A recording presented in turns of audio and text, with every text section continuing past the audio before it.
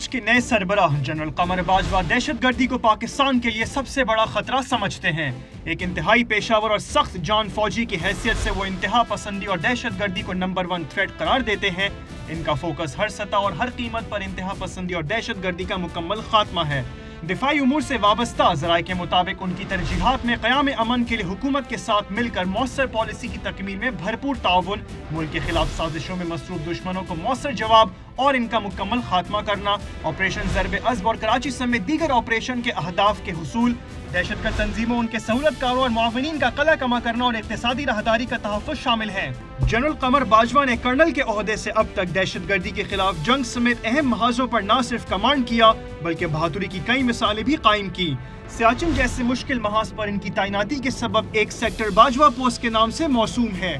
फौज के बाज़ अफसरान का कहना है कि जनरल कमर बाजवा सियासी मामलात पर न सिर्फ पुख्ता राय रखते हैं बल्कि इसका इजहार करने से भी गुरेज नहीं करते। वो फौरी फैसला करने की गैर मामूली सलाहियत रखने वाले अफसर के तौर पर जाने जाते हैं।